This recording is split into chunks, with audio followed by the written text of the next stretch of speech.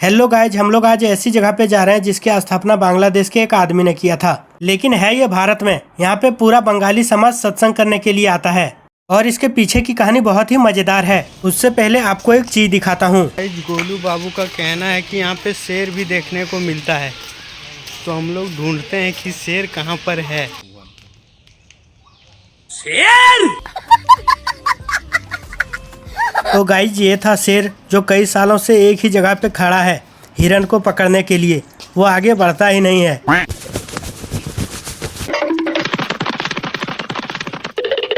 ये है यहाँ का एंट्रेंस एरिया, जहाँ पे फुहारा लगा हुआ है, लेकिन ये फुहारा अभी चालू नहीं है।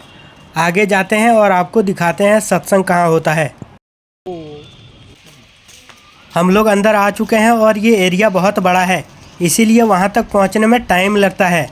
शेर रास्ते में एक और शेर देखने को मिल गया और इस एरिया में देखो डॉल्फिन है।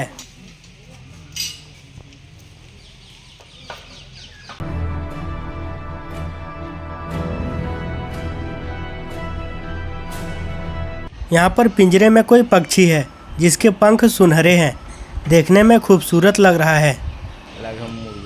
तो यहाँ का कहानी कुछ ऐसा है। देवघर सत्संग नगर में बंगाली लोग खासतौर पर ठाकुर अनुकूल चंद जी के प्रति श्रद्धा और सत्संग आश्रम की वजह से आते हैं। ठाकुर अनुकूल चंद जी बंगाल यानी कि बांग्लादेश के निवासी थे और उनके अनुयायी खासतौर पर बंगाल, झारखंड, बिहार और उड़ीसा में बहुत हैं। ठाकुर अनुकूल चंद जी के अनुयायी उन्हें सदगुरु मानते हैं। वे उनके शिक्षाओं और जीवन दर्शन को मानते हैं। वे एक फिलोसोफर भी थे और सत्संग आश्रम को एक पवित्र तीर्थ मानते हैं। सत्संग नगर में साल भर में बहुत सारे धार्मिक समारोह होते हैं, जैसे जन्मतिथि उत्सव, सत्संग और प्रवचन होते हैं, जिनमें बड़ी संख्या में बंगाली श्रद्धालु यहाँ आते हैं। लेकिन अभी तो ये एक नॉर्मल डे है, इसीलिए अभी उतना भीड़ देखने को यहाँ नहीं मिलेगा। सत्संग नगर का शांत और आध्यात्मिक वातावरण अनुयायियों को ध्यान, प्रार्थना और आत्मिक विकास के लिए आकर्षित करता है। ठाकुर अनुकूल चंद जी ने शुरुआत में सत्संग मिशन बंगाल में ही शुरू किया था, हिमायतपुर में, जो पहले भारत में ही हुआ करता था, लेकिन टुकड़ा होने के बाद ये बांग्लादेश में चला गया। बाद में वे फिर भारत आए और उन्होंने देवघर में सत्संग नगर की स्थापना की।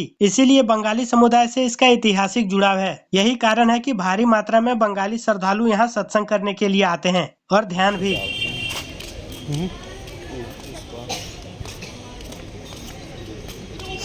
तो ये थी यहाँ की पूरी कहानी। अब हम लोग जाएंगे पार्क एरिया में, क्योंकि शाम का वक्त है, शांत माहौल में घूमना ठीक रहेगा। किसी ऐसे जगह पे आना जहाँ पे सत्संग होता हो, सच में बहुत ही शांति महसूस होता है। बहुत सारे लोग होने के बावजूद भी शांति महसूस होता है।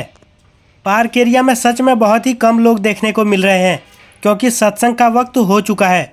अब कुछ ही समय में सत्संग शुरू हो जाएगा, इसीलिए लोग वहां जमा होना शुरू हो गए हैं। सत्संग शुरू होते ही हम लोग भी कुछ देर वहां बैठेंगे और फिर निकल जाएंगे। देखो ये बच्चा पैरोट को क्या बोलता है। भगा दिया ना उसको।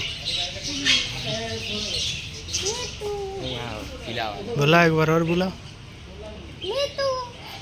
मीठू मीठू।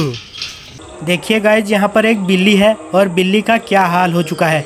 सूख कर काटा हो चुके हैं, क्योंकि इसके सामने सालों से एक मछली पड़ा हुआ है और ये उस मछली को भी नहीं खा पाया है अभी तक। तो ये था आज का वीडियो। मिलते हैं ऐसे ही किसी मज़ेदार ब्लॉग वीडियो में। तब तक के लिए बाय गाइज, जय हिंद।